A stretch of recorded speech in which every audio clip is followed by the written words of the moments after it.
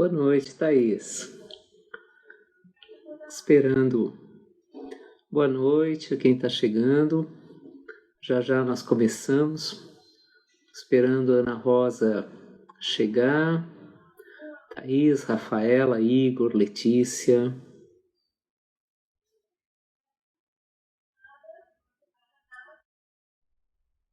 Boa noite para essa 14ª live da Revista de História. Agora eu... Boa noite, Ana. Tudo bom? Boa noite, tudo bem, Júlio? Tudo bom. Eu estava postos aqui para nossa Oi? live.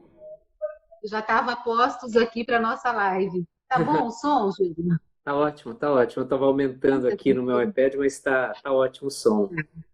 Então vou deixar assim que aí eu não fico tão em cima aí do celular. Tá ótimo. Não, vamos esperar uns minutinhos, né, para Pode o ser. pessoal continuar a entrar. Daí a gente começa a nossa conversa. Tá bom. Vamos Boa noite esperar. para todo mundo que está chegando para essa 14ª live da Revista de História, que começou com uma brincadeira com o Chico Alambert e eu, acabou virando uma prática semanal. E hoje recebemos a Ana Rosa, antecipando o calendário das próximas. Na semana que vem vamos ter o João Paulo Pimenta, meu colega de departamento e meu chefe, preciso tomar cuidado. Na outra semana, o João vai falar sobre a história social do tempo. Na outra semana, vamos receber a Estela Franco, também do Departamento de História da USP, para falar sobre mulheres e gênero na história. E na última semana de agosto, a Inaê Lopes, da UF. Na primeira semana de setembro, Júlio César Magalhães, primeiro convidado de História Antiga. Na segunda semana de setembro, Ana Paula Megiani, para falar de História Ibérica. Então, o calendário é longo, vamos aos poucos. E hoje temos aqui a honra de receber a Ana Rosa Cloclé da Silva. E vamos conversar sobre igreja, imprensa católica, império. Daqui a 3 minutinhos, quando der 6h05, a gente começa a conversa. Fechado. Muito Lindo. bom. É. E obrigada por ter colocado os textos que eu te enviei, viu, o Júlio, na página do Instagram.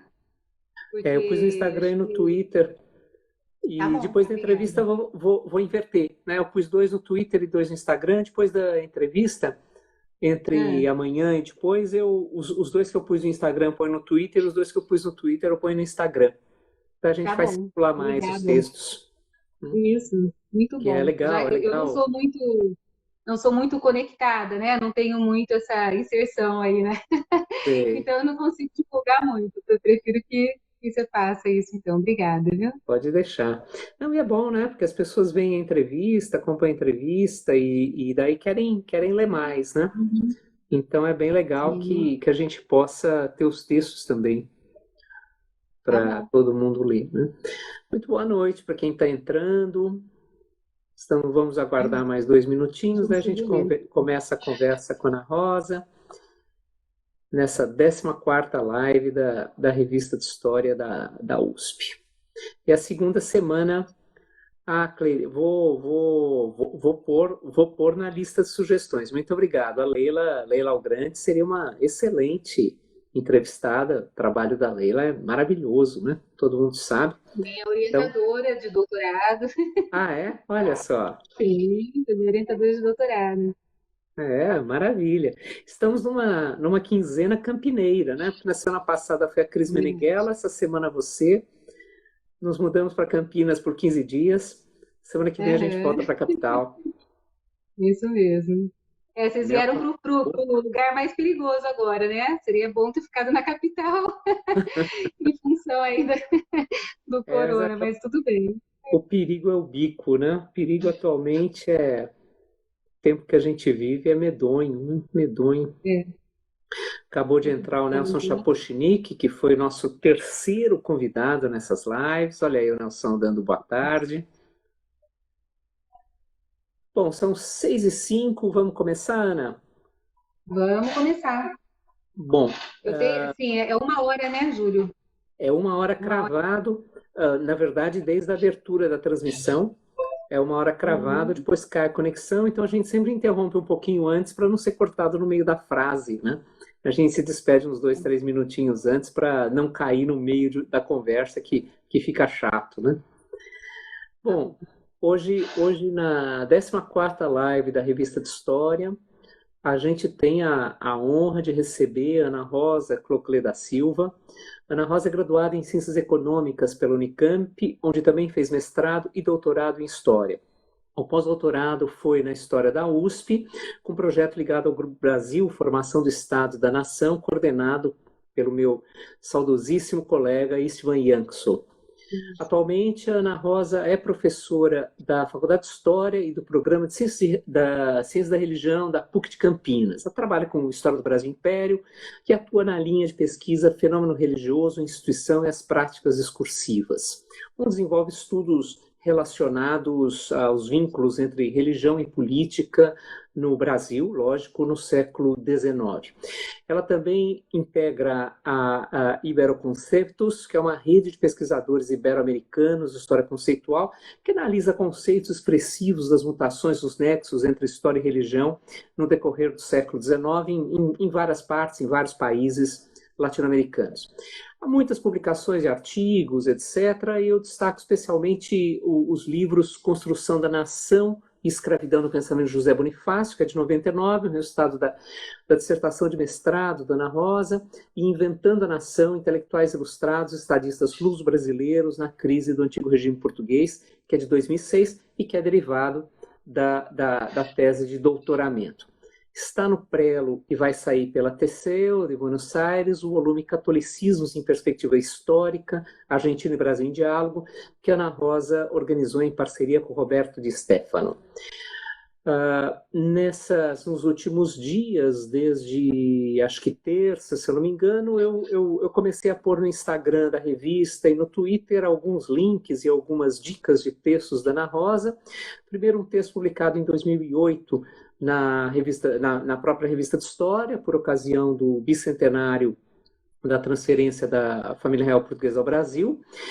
E de ontem para cá, e ainda vou prorrogar isso por amanhã e sábado, textos mais ligados daí não da Revista de História, mas de outras revistas igualmente interessantes, igualmente importantes, textos mais ligados à pesquisa que a Ana Rosa faz hoje em dia, vinculada à imprensa católica, questões da modernidade, etc., questões que na prática vão ser o tema dessa nossa conversa de hoje.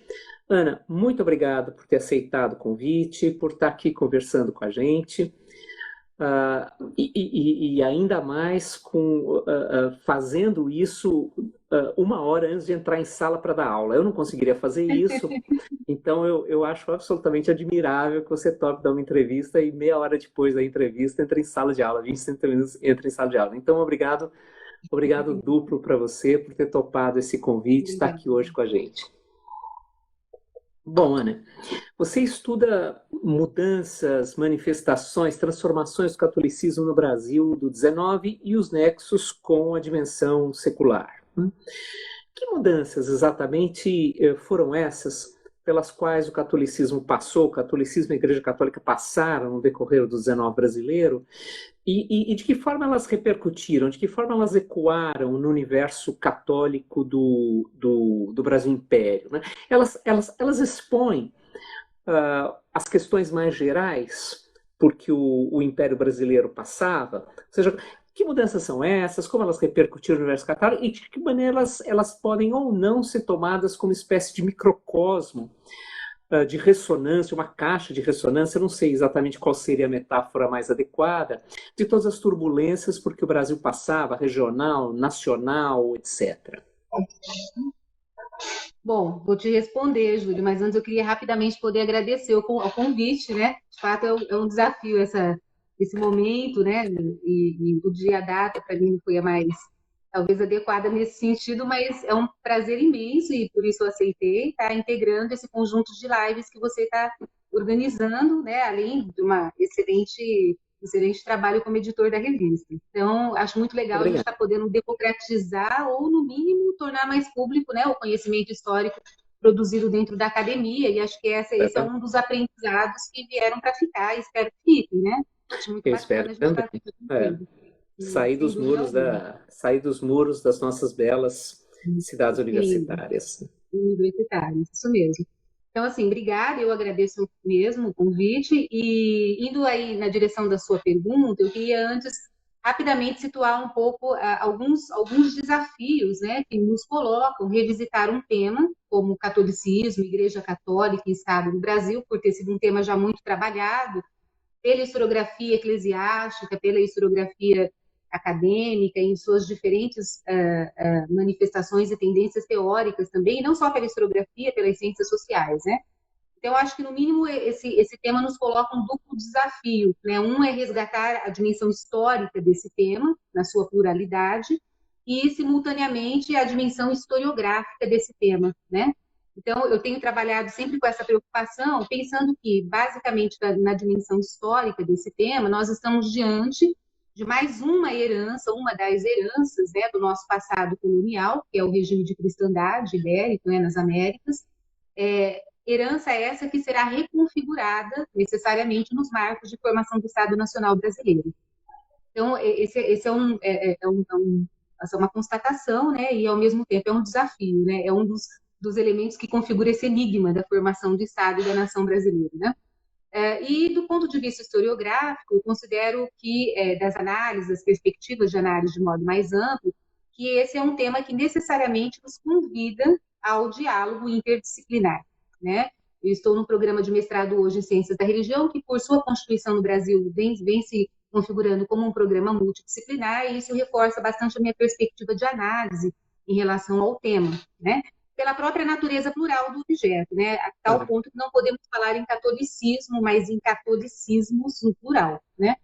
Que é o título aí do livro que está saindo com o professor Roberto, e um outro que nós editamos também aqui no Brasil em 2018, História das Religiões em Perspectiva, organizamos também, trabalhando um pouco com essas perspectivas da história das religiões hoje, né? Então, é um tema que nos coloca necessariamente nesse diálogo com o conhecimento produzido, acumulado por gerações de pesquisadores, né? E, nesse sentido, então, implica aí alguns desafios, né, com os quais nós temos que lidar, sobretudo no que toca à forte influência das ciências sociais, do paradigma weberiano dentro, né, desses estudos.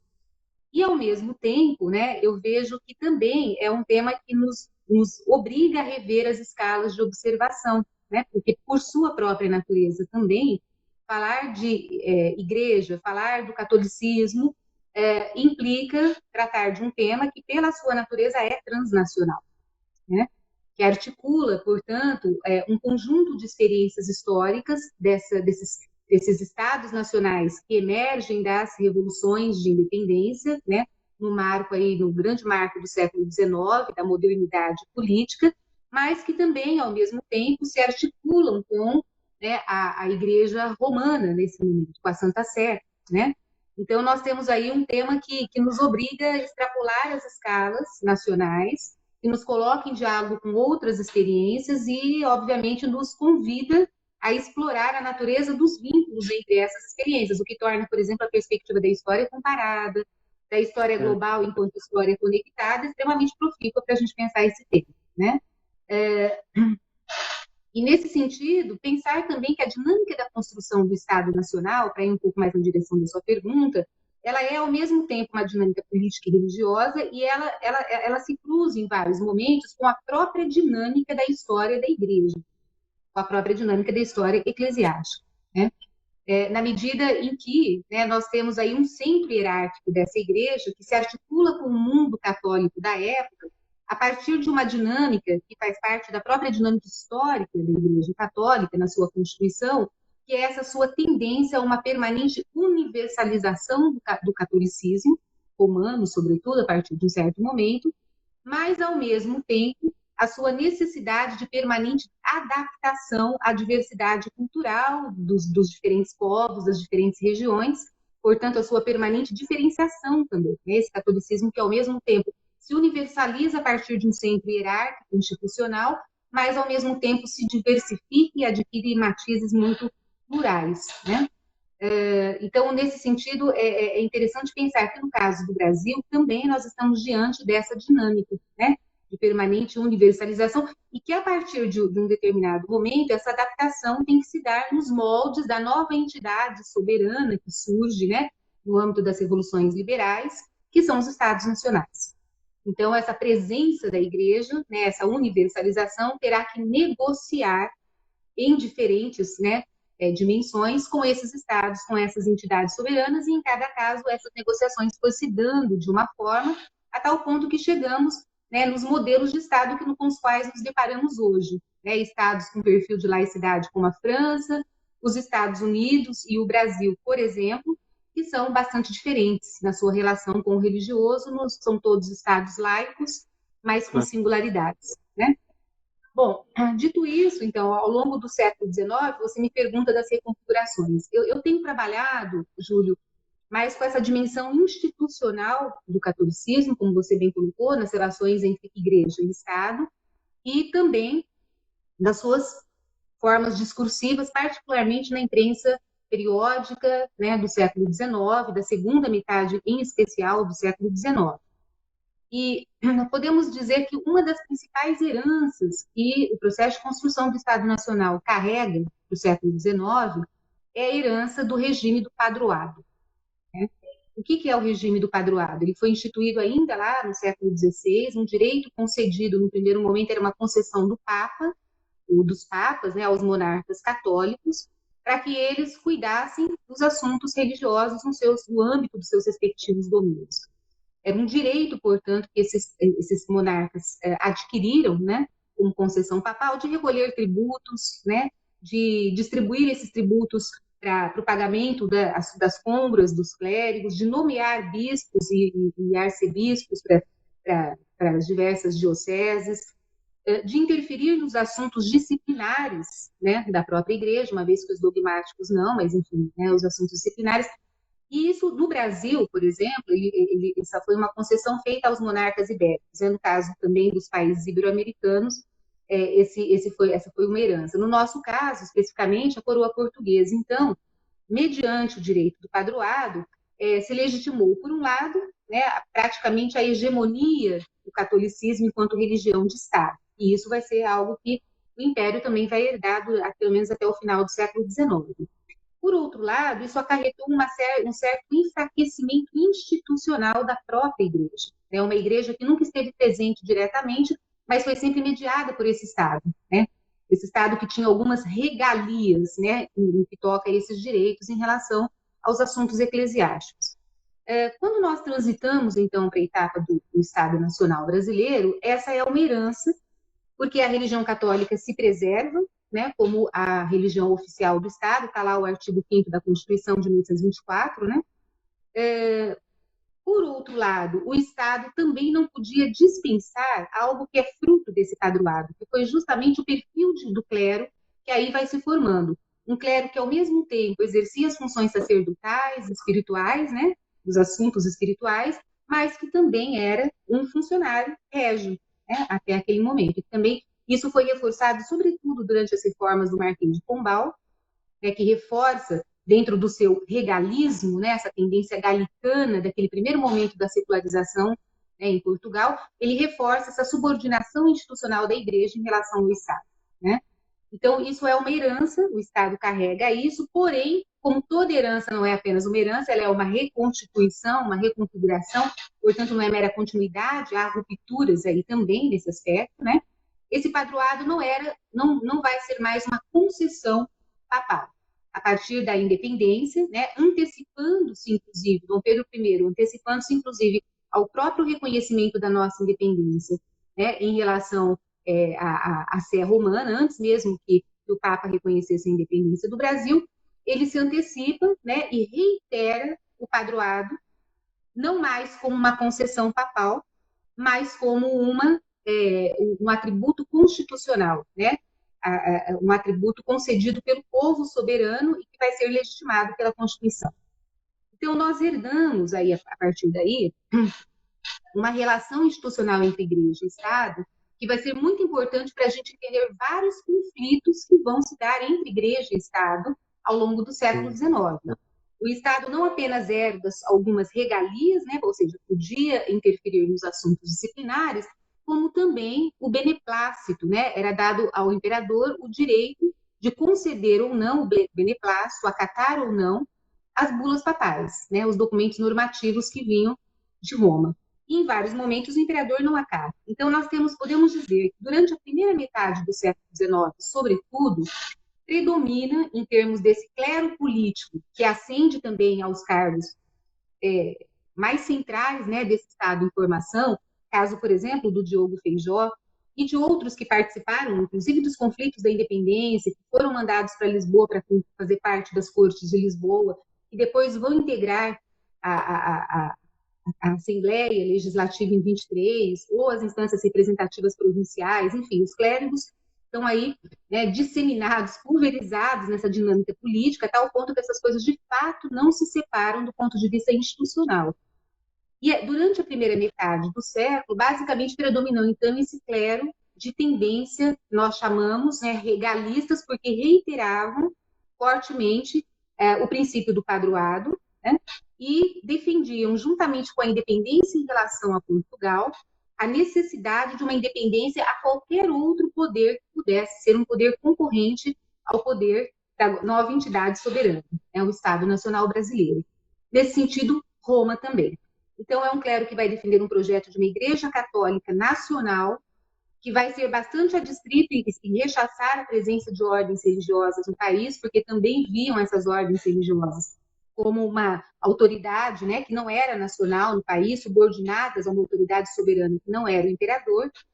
E essa tendência predomina durante, pelo menos, até 1837. Por quê?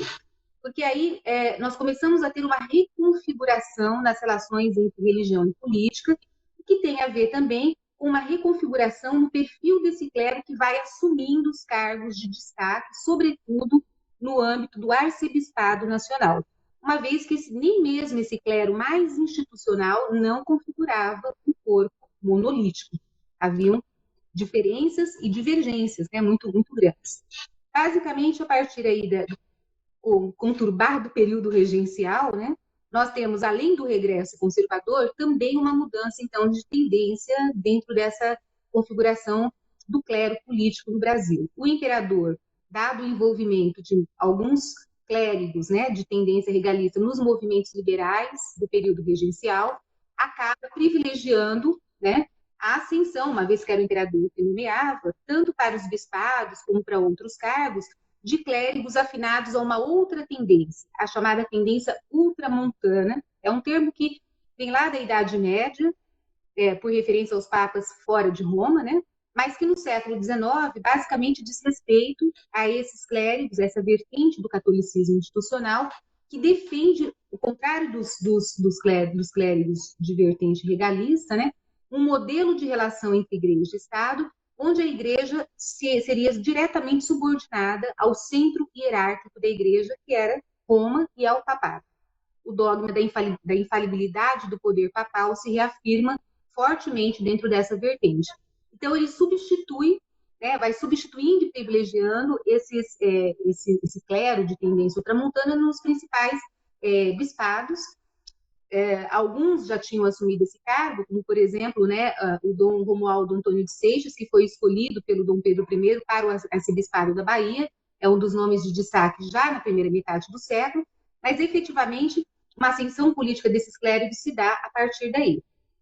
Juntamente com essa reconfiguração interna, né, da política imperial, esse também, a segunda metade do século XIX, ela coincide com um movimento, né, uma nova etapa da própria Igreja Católica, das emanações, das diretrizes de Roma. Basicamente, aquilo que a historiografia chamou de contexto da romanização, né, e que hoje vem sendo rediscutido o significado desse conceito, né? Meu colega Ítalo Santirò, que tem uma contribuição muito interessante sobre isso, né? No sentido de que, a partir daquele momento, e basicamente durante o papado do Pio IX, né, a Igreja retoma, né, esse projeto centralista em moldes tridentinos e se empenha, a partir dali, né, num processo de disciplinarização, né, das igrejas católicas de todo o mundo, de fato, a partir de diretrizes que reafirmavam justamente o papel, esse centro hierárquico da igreja, a subordinação das igrejas nacionais a Roma e o dogma da infalibilidade papal. Então, o que nós temos nesse momento é que, se por um lado esse clero está sendo favorecido aqui no Brasil pelo imperador, porque também era um clero que defendia a monarquia, né? Então, nesse sentido, ele era muito bem-vindo. Por outro, também, ele está defendendo cada vez mais a subordinação dessa igreja, né, e dos assuntos eclesiásticos no Brasil às diretrizes de Roma. E isso vai entrar em conflito progressivamente, né, e acho que o momento principal desse conflito que esgarça esses diferentes projetos é a questão religiosa, entre 1872 e 75, isso vai entrar em conflito com o regalismo imperial. À medida, então, em que o papado passa a emitir documentos que são rechaçados, que são vetados pelo imperador, uma vez que estava em vigência lá o beneplácito, isso vai se chocar com as prioridades desse clero ultramontano que vai ascender no nível dos bispados. Por exemplo, né, o Dom Antônio Macedo Costa, no Pará. Por exemplo, o Dom Vital, em Pernambuco, que, aliás, são os dois bispos que estarão diretamente envolvidos na questão religiosa. E por quê? Porque justamente nesse momento, durante o papado, né, do Pio IX, e aí vem o título da nossa conversa hoje, né, da live que você colocou, o Papa, o Pio IX, em 1864, emite uma encíclica, né, a encíclica Quanta Cura, e anexa a essa encíclica os sílabos de erros, onde ele listava, que, portanto, é a postura oficial da Igreja, né, 80 supostos erros da modernidade, condenando, por exemplo, a maçonaria, o liberalismo, a liberdade de consciência, o protestantismo como falsa religião e assim por diante. O que acontece? Esse clero ultramontano que está ocupando os principais postos, né, os bispados, e que também está, obviamente, ocupando postos na política, embora de forma não muito expressiva, como foi o caso regalista na primeira metade, ele vai acatar as determinações, né, do Papa, ao passo que o imperador não dá o seu beneplácito. E aí o conflito da questão religiosa, que tocava justamente na presença de maçons dentro da igreja, das irmandades, vai ser a fagulha que vai, de fato, esgarçar esse conflito. E daí em diante se abre, de fato, uma ruptura entre igreja e Estado no Brasil, não ainda do ponto de vista institucional, porque o padroado permaneceu até o final do Império, mas do ponto de vista de defenderem projetos bastante opostos, né? Então, esse é um outro momento do esgarçamento dessas relações, né? Esse clero ultramontano passa a adotar uma postura francamente antiliberal, né? Isso está muito claro na atuação através da imprensa, e justamente porque eles vão perdendo papel político e legitimidade política nesse momento, a partir da questão religiosa, sobretudo, é que eles vão investir maciçamente num contato, em formas de contato direto com a sociedade, visando moldar as consciências. Por isso a imprensa acaba sendo um ator fundamental. Isso se desdobra, e aí acho que a ruptura principal ainda no século XIX vem com a República, e antes mesmo da Constituição, né, já com o decreto de 7 de janeiro de 1890, pelo qual chega ao fim o padroado, finalmente, né, se rompe esse regime do padroado ali, mas também é instituída a liberdade religiosa no país, a liberdade de culto às outras religiões, e aí esse é o momento, então, em que a igreja, a religião católica, né, o catolicismo, deixa de ser uma religião oficial, uma religião do Estado. Ainda que tenha permanecido, por todo o período republicano, como modelo e referência para aquilo que foi sendo normativamente assumido como religião, né, permitido como religião no país. Os trabalhos da professora Paula Monteiro, do Jumbelli, têm mostrado muito como que esse caminho foi bastante conflituoso, né?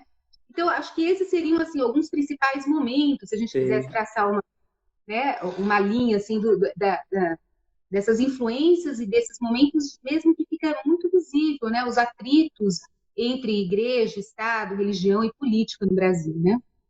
Tá. Então, Ana, eu ia justamente, você citou duas vezes, e é um dos centros da sua pesquisa, a questão da imprensa católica, né? Essa imprensa que, de um lado, dialoga com a alta hierarquia da igreja, e, do outro lado, com os fiéis, né? Quem eram os leitores dessa imprensa? E qual era o alcance dela? E daí eu aproveito também para juntar questões que vão mais ou menos pelo mesmo caminho, não da imprensa, mas lançadas aqui nos comentários pela Bianca e pelo Edson, acerca da presença de marcas ilustradas nesse clero, o quanto circulam as ideias ilustradas, seja nesse clero, seja nessa imprensa. Né? Com quem essa imprensa fala e qual é o alcance dela? Muito bom. Esse é um desafio também para quem pesquisa a imprensa periódica do século XIX, né? Uma coisa é o conteúdo, né? Outra coisa é a recepção e quem é o público receptor disso e como recebe, né? Eu acho que a história do livro, da leitura, tem avançado muito, né, nesse sentido para a gente ter instrumentos para pensar isso e tem muita coisa a ser feita ainda. Então, assim, eu acho que antes de falar de quem era o público, é interessante a gente pensar qual era o perfil desses jornais. Né? Eu acabei de ter um projeto financiado pela FAPESP, um projeto de 2 anos com um material muito interessante, que é o acervo, a hemeroteca digital da Biblioteca Nacional. A Biblioteca Nacional tem um acervo riquíssimo de periódicos do século XIX, e o meu projeto foi com os jornais católicos que estão lá no acervo organizado, reunido pela Biblioteca Nacional. E aí nós fizemos um levantamento, eu coordenando mais uma equipe de pesquisadores, e a gente levantou ali pelo menos de um total de 2.900 e alguma coisa jornais, no total, né? Os jornais católicos chegavam aí a 66 jornais católicos. Eu me lembro que mais ou menos um percentual de 2,5% do total de periódicos eram periódicos católicos para a segunda metade do século XIX apenas. Esse foi o período recortado, né? Porque foi o período de explosão da imprensa católica no Brasil, justamente em reação a essas modificações, né, na relação da igreja com a política, com o Estado. Parece pouco, mas assim, se a gente for pensar que dos jornais religiosos, praticamente os outros não existiam, né? Vai ter lá a Imprensa Evangélica, que é o primeiro jornal presbiteriano, realmente muito longevo e importante, era muito reduzida a presença de outros jornais católicos. Então, é significativo. Então, partindo desse material, dessa base empírica, a gente percebe que, primeiro, esses jornais são publicados em diferentes províncias, né? Sobretudo as províncias do norte, por exemplo, Maranhão, Pernambuco, Bahia, mas o grande centro ainda é o Rio de Janeiro, né? Essa explosão da imprensa, desde a vinda da corte, e sobretudo no processo de independência, né? Que é quando o fenômeno da imprensa, de fato, ali, se consolida no Brasil, é ainda o Rio de Janeiro. Outra coisa, são jornais de curta longevidade em geral, porque eram muito difíceis e precárias as condições de financiamento desses jornais. Eram jornais por assinatura, que dependiam disso para sobreviver muitas vezes, né? E também é interessante que a gente não consegue saber quem é o público, muitas vezes, leitor, porque ele não traz, ele não divulga, com raríssimas exceções, ele não divulga a lista de assinantes. Então, fica difícil saber quem eram os assinantes desses jornais, né?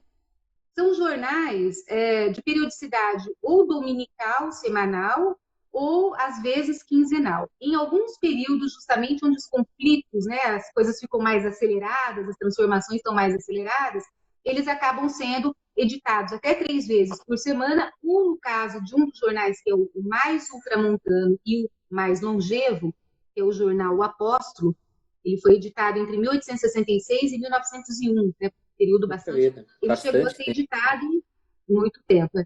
Ele chegou a ser editado diariamente, né, em alguns momentos mais acirrados aí das questões. Então, assim, a gente percebe que esse é o perfil do jornal. O que ele veiculava? Então, aí, interessante, porque a imprensa católica, ela acaba cumprindo esse mesmo papel, né, da universalização e adaptação do catolicismo. Porque, por um lado, esses jornais divulgavam as normativas que vinham de Roma, os documentos papais, né, davam também informações sobre o que se passava no mundo católico da época, lógico, né, tinha lá um setor de notícias, né, estrangeiras, né, então isso estava presente em quase todos esses jornais, divulgavam cartas pastorais, né, de bispos no Brasil, divulgavam, na verdade, sermões, todo um trabalho de disciplinarização, quase como que uma extensão do púlpito, né, também, mas também, né, esses jornais filtravam muitas dessas questões à luz das prioridades provinciais, das paróquias, das dioceses. Então, ele também faz esse movimento, né, de universalização e adaptação do próprio catolicismo romano naquele momento. Então, assim, e quem lia esse jornal? Né? Esses conteúdos, quem lia efetivamente esse jornal, essa imprensa? Aí a gente tem que pensar quem era o público leitor no século XIX, de modo mais amplo. A gente sabe que o século XIX teve uma ampliação, primeiro, dos espaços de sociabilidade. Então, né, os novos locais de leitura, livrarias, tipografias, alguns desses jornais, como, por exemplo, o Apóstolo, tinha uma tipografia própria na Rua do Ouvidor, né? Então, assim, era um jornal que estava ali no centro desse espaço público, né, que é trazido com as leituras, enfim.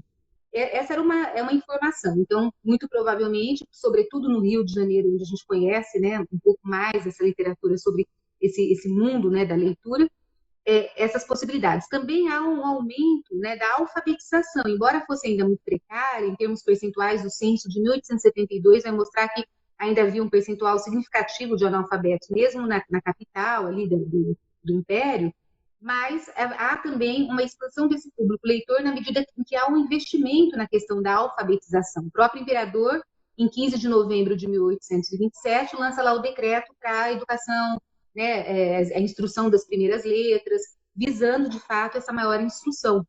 Então, há também um avanço nesse sentido. Mas também a participação, o aumento de escolas ou o ingresso na instrução das primeiras letras não era o único sintoma, porque havia sobretudo, né, a educação naquele período era domiciliar, as preceptoras ou preceptores, né? Então, é muito interessante que, no contexto geral, isso está se colocando, a leitura oralizada, né, que isso é algo que está disseminado, que amplia o conceito do indivíduo leitor, né, a leitura em voz alta, ela amplia esse público que muitas vezes não lia, era analfabeto, mas participava. E uma questão muito interessante que me parece muito evidente nas folhas católicas, a preocupação com a leitora, né, com o público feminino, com as mulheres.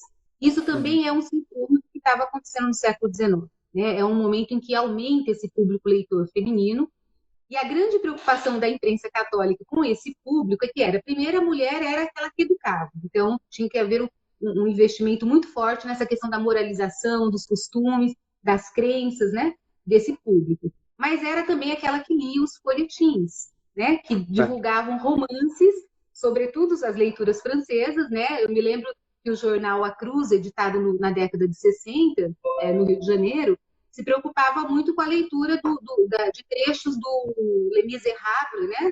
Do Victor Hugo, porque aquilo era algo impossível da gente deixar as mulheres lerem aquilo. Então, eles escrachavam, né, isso de uma forma muito se assustava, enfim. Então, esse embate entre a imprensa católica e a imprensa ímpia é muito interessante. Eu diria que o público leitor a gente consegue mapear dessa forma. Agora, também ele era dirigido, né, para os especialistas, ou seja, os católicos, leigos e clérigos, né? A gente tem muitos, esses editores, inclusive, dos jornais, é muito interessante, porque há editores que são clérigos, por exemplo, o próprio Dom Macedo, com o jornal A Estrela do Norte, no Pará, financiado, um jornal diocesano, né? E outros, enfim, são vários que são clérigos, editores também, mas também nós temos os leigos ultramontanos, né? José Soriano de Souza, que foi importantíssimo na edição do jornal A Esperança, em Recife, né? E a participação, por exemplo, o Góes, Vasconcelos de Góes e o Cândido Mendes, ou seja, você tem também os conservadores no sentido político, né, do Partido Conservador, que atuam em algumas folhas ultramontanas como editores, né? Em relação aos redatores é mais difícil, porque os artigos, seguindo também algo que era muito, muito comum à imprensa nesse momento, e à imprensa católica especificamente, os artigos costumavam ser anônimos, ou eles usavam pseudônimos, né? Então, aí é mais difícil muitas vezes saber quem é o autor de um artigo, mas o público leitor, ele se situa nesse mesmo contexto, né, do século XIX, em que a imprensa, os espaços, as formas de sociabilidade, as práticas de leitura estão se alterando, né? Mais ou menos, acho que é um pouco isso. Maravilha. Você, na verdade, ao falar, já respondeu a uma pergunta da Bianca, já repetiu que o apóstolo é do Rio e respondeu também a questão da Amy Clery sobre a presença das mulheres nessa imprensa. Só uma curiosidade, a Carol Siqueira pediu para você repetir, por favor, as datas de circulação do apóstolo, de quando a quando ele circulou. Ele foi editado de 1866, ele atravessa, ele vai até o período republicano, até 1901. É um jornal não é? De fôlego, É tempo para chuchu. E é um jornal, assim, o Júlio, que talvez até pela própria longevidade, mas ele é um dos mais ultramontanos, né? Porque nem todo jornal católico necessariamente segue assim tão ortodoxamente, né? Essa vertente mais ultramontana. Mas esse é um jornal que daríamos para caracterizar assim, né? Então Tá. ele é muito representativo dessa amostragem da qual eu estou falando, né? Certo. Ana, duas questões que são muito caras ao pensamento do 19, a ideia de civilização e de modernidade, as ideias de civilização e de modernidade aparecem com frequência nas suas pesquisas, inclusive a discussão da modernidade aparece nesse embate dos erros, né, entre aspas, dos erros da modernidade. É uma discussão que aparece aqui no Brasil no final do século com muita intensidade, no Romero, no Veríssimo, etc. Aparece desde a metade do século na Argentina, com Sarmiento. Existe alguma maneira específica como a imprensa católica ou a postura da Igreja trata o tema da civilização? Que se aproxima ou que se diferencia da abordagem desses autores que se dedicaram a essa questão, até aqui no Brasil, até o Euclides, no começo do XX, claro, né? Então, tem uma especificidade nessa abordagem?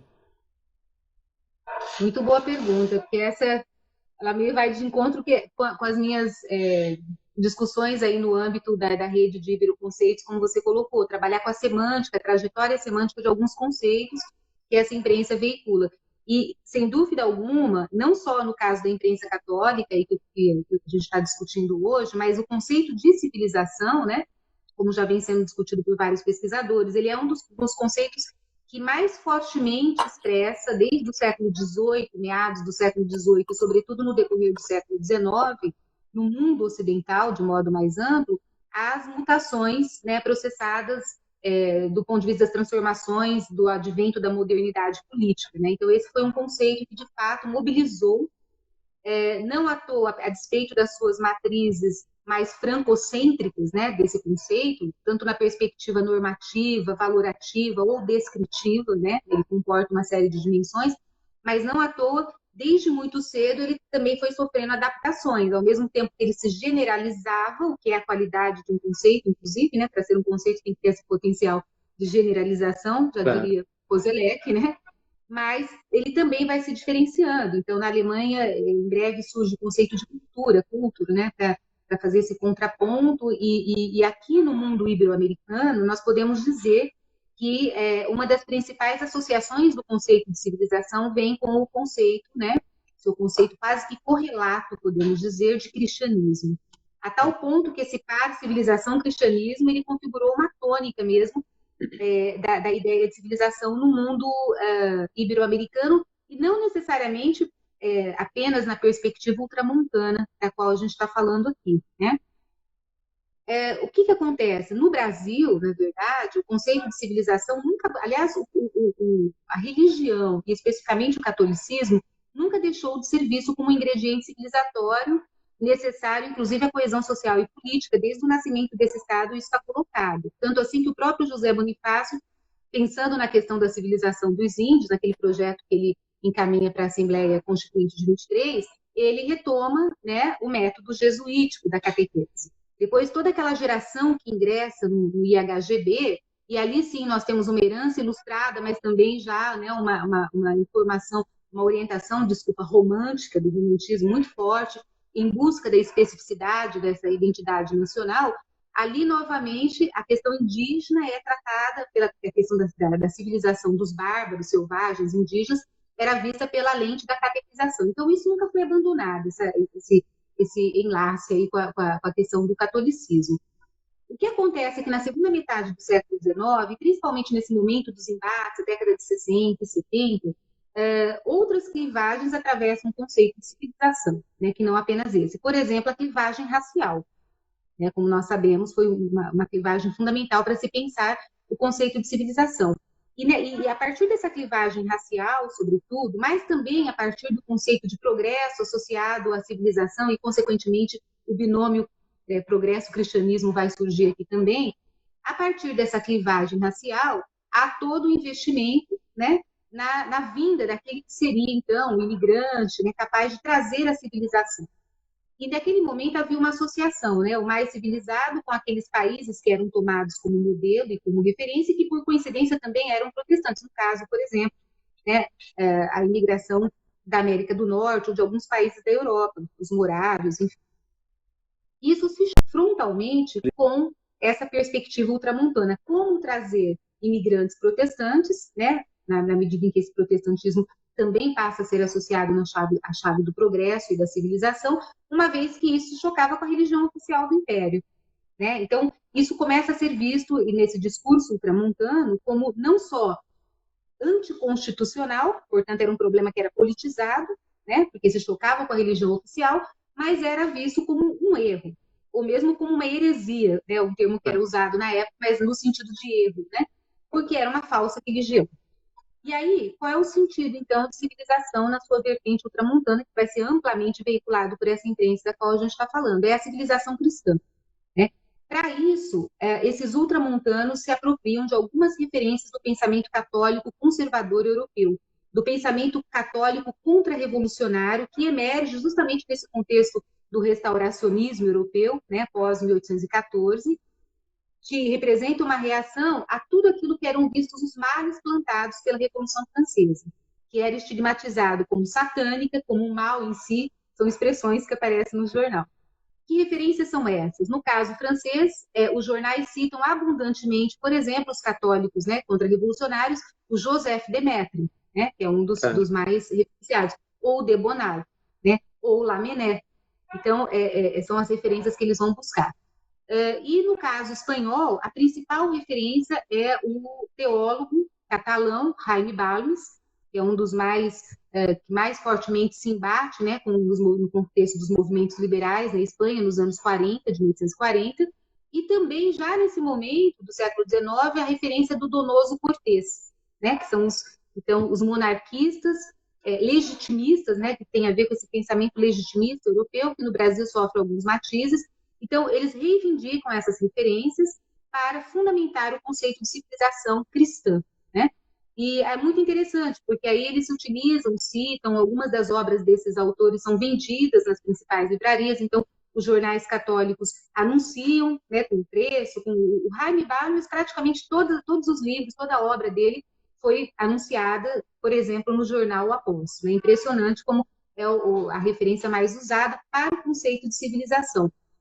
Eles não se colocavam contra a ideia de uma civilização moderna. Qual era o principal embate? Eles negavam que pudesse haver, né, uma civilização antiga versus uma civilização moderna. Por quê? Porque o ingrediente civilizador e o agente civilizador era o catolicismo e a igreja, respectivamente. Então, como ter civilização greco-romana se não existia o cristianismo e tampouco a igreja? Né? Nesse sentido, a imprensa católica ultramontana se embate, por exemplo, com as formulações do François Guizot, que vai ser muito apropriado pelo pensamento Saquarema, né, no Brasil, como já estudou o Ramiro Júnior, né, um trabalho muito interessante, mas eles se embatem porque o Guizot defendia a ideia de uma civilização antiga e de uma civilização moderna.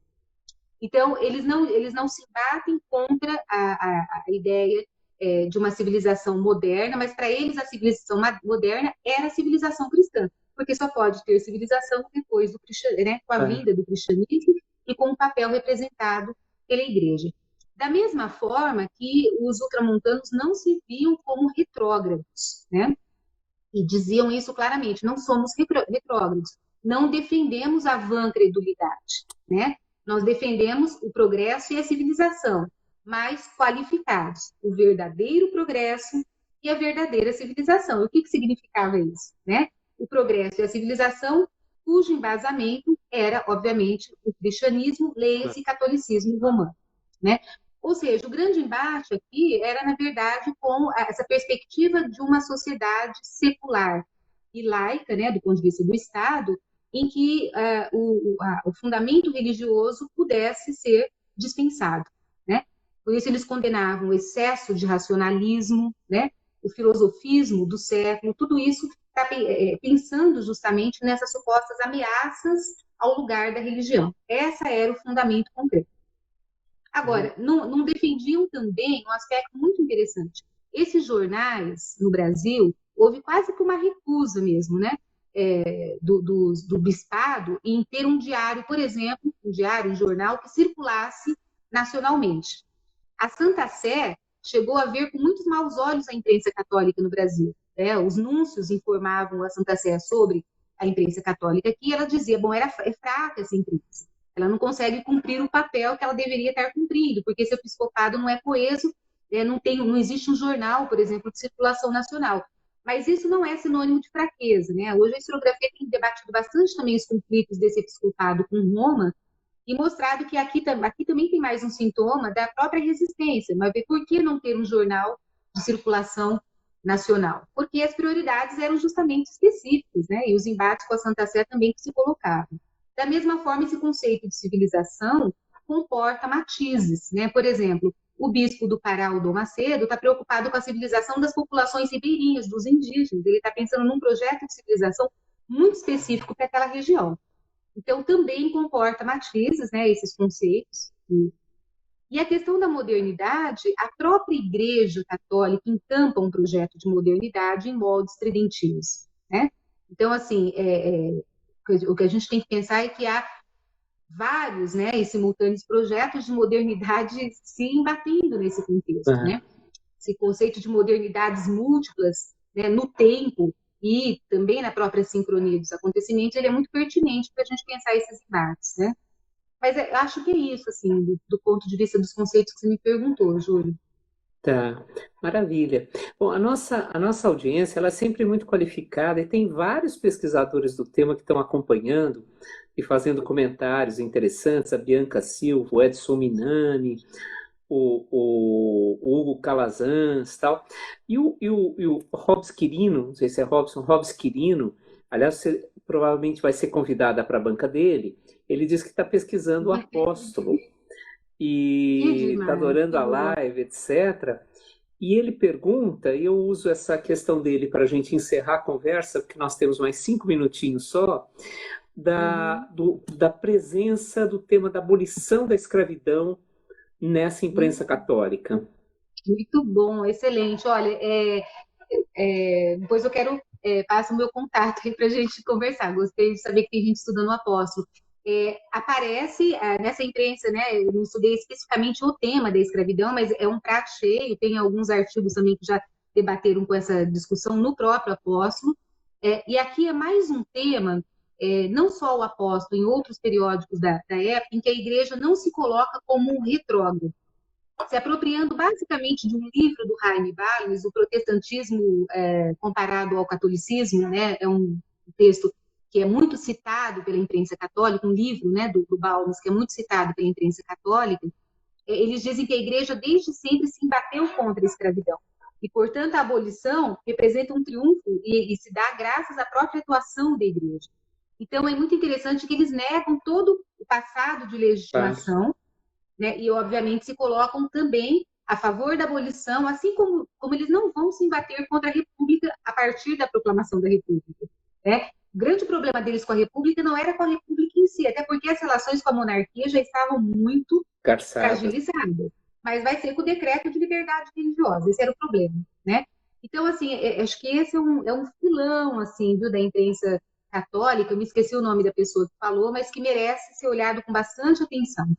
E acho que nessa chave mesmo, assim, como que a igreja se posiciona, né? Ela reconstrói uma narrativa sobre a questão da escravidão, se colocando como um ator disso também, da abolição, né?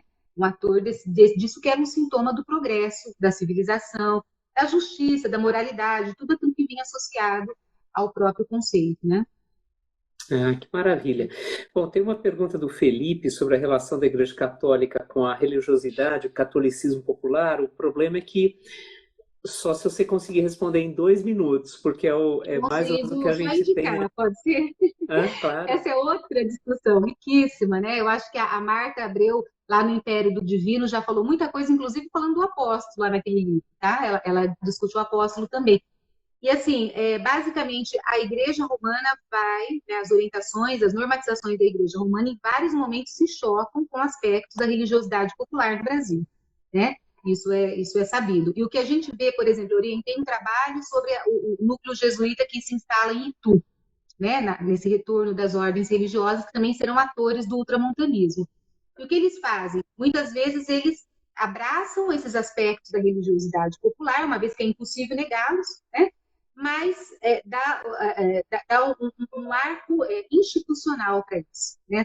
Institucionaliza aspectos, portanto legitima, mas tentando sempre colocar essa condição de que era algo institucional, portanto era, né, a Igreja Romana e, obviamente, o Episcopado que acabava aceitando esses aspectos, uma vez que era impossível negá-los. Então, também tem aqui uma dinâmica bastante conflitiva da religiosidade popular, do catolicismo popular, né, se a gente quiser usar um pouco essa expressão, nesse sentido. Não dava para negar, mas era necessário, né, de alguma forma, se adaptar. Aí vem dentro da dinâmica da adaptação que eu estava falando. Tá? Tá. Bom, Ana, muito obrigado. Foi ótimo. Muito obrigado. Antes da gente encerrar, eu quero lembrar a todos que na semana que vem o João Paulo Pimenta, do Departamento de História da USP, vai falar sobre História Social do Tempo. Daqui a 2 semanas, a Estela Franco, também do DH USP, vai tratar de mulheres e gênero na história. Daqui a 3 semanas, a Inaê Lopes vai falar sobre questões ligadas às tradições de origem africana. A Inaê é da UF Federal Fluminense. Ana, super obrigado, super obrigado. Eu que agradeço. Obrigada. Um prazer ter você aqui. E depois, enfim, há várias pessoas agradecendo, elogiando a live, várias pessoas pesquisando, isso é muito bacana também, né? Pode mandar para mim 2 perguntas, se quiser, pode me mandar pelo e-mail, que depois eu retorno. Tá bom. Feliz. Super obrigado, Ana. E boa aula, que daqui a pouco você tem aula. Obrigada, vou correr lá. Obrigada, viu, gente? Tchau, tchau. E abraço, muito obrigado para todo mundo que acompanhou essa entrevista, que daqui a pouco está disponível no IGTV e daqui a uns dias no YouTube e no Spotify. Tchau, tchau. Obrigado, Ana. Obrigada. Beijo. Até mais. Beijo, tchau.